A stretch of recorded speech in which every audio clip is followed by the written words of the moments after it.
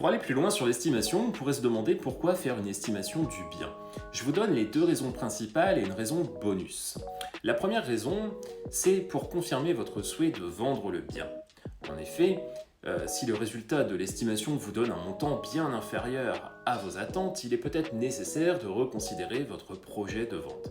Si vous pensiez vendre pour 200 000 euros, mais que l'estimation vous dit que vous n'en tirerez pas plus de 150, ça paraît raisonnable d'annuler ou de reporter le projet. La deuxième raison, c'est pour en tenir compte dans votre stratégie marketing. Une bonne stratégie repose sur des données fiables. Si vous construisez votre plan d'attaque en ignorant les résultats obtenus, faire une estimation est clairement une perte de temps. Là encore, si l'estimation donne un résultat autour de 150 000, il faut définir un objectif de prix de vente réaliste, cohérent et concevoir une stratégie autour de cet objectif. Enfin, dernière raison, le petit bonus, c'est de faire une contre-estimation en vue d'un achat. Exemple, vous visez un bien annoncé à 200 000 euros, il vous plaît, vous souhaitez faire une offre, mais vous avez un doute sur sa valeur réelle. Eh bien, demandez une contre-estimation. Ça vous permettra de vous positionner sereinement sur le montant de la maison. Voilà les raisons principales de faire une estimation. Maintenant, vous l'avez déjà lu et entendu plusieurs fois, une estimation doit être fiable, et j'insiste parce qu'une estimation bâclée sera terriblement contre-productive à tous les stades de votre projet de vente. Mais sauf erreur de ma part, vous n'êtes pas forcément du métier, vous n'êtes pas un expert en immobilier et vous n'avez pas les outils et l'expérience pour réaliser vous-même une estimation objective, fiable et utilisable. Alors la grande question, c'est comment pourriez-vous vous-même différencier une bonne estimation d'une mauvaise ? Eh bien, soyons clairs, sans les conseils que je vais vous donner juste après, c'est très difficile et beaucoup de propriétaires se retrouvent aujourd'hui avec des résultats qui n'ont ni queue ni tête.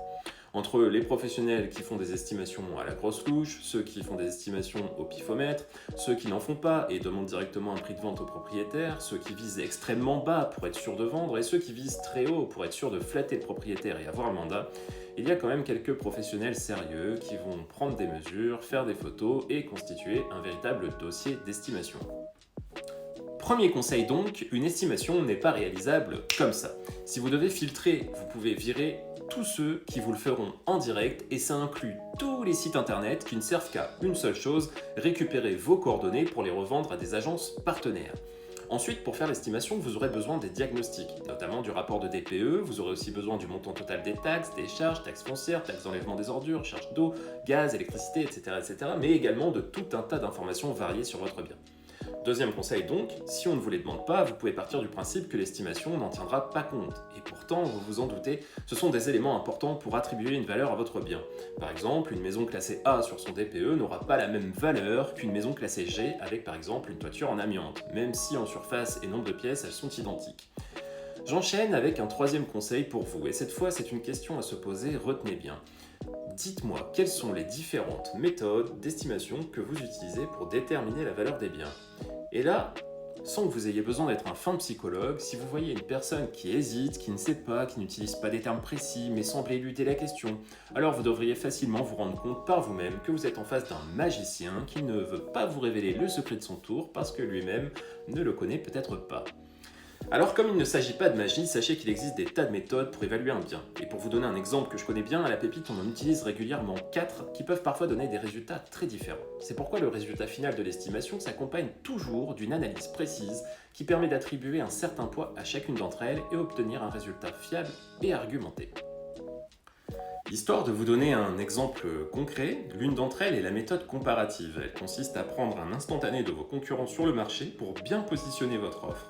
Elle s'appuie également sur les données historiques de vente réalisées sur votre secteur, ce qui permet en prenant une période plus ou moins longue d'ajuster le montant en fonction des ventes avérées, ce qui évite de spéculer sur le prix ahurissant demandé par certains voisins. Elle permet aussi de tenir compte d'autres facteurs, comme par exemple la marge de négociation moyenne ou la durée de mise en vente. Dernier conseil avant de partir, une estimation ne vaut rien sans explication.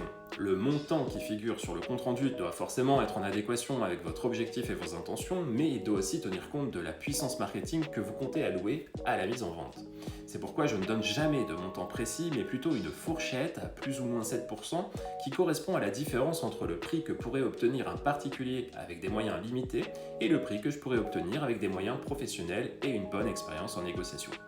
Voilà donc pour ce complément d'information sur les estimations. J'ose espérer que vous serez maintenant correctement armé pour délier le vrai du faux et trouver le bon professionnel pour vous accompagner. C'était Jonathan Maufroy, négociateur immobilier pour l'agence indépendante La Pépite. Excellente journée à vous.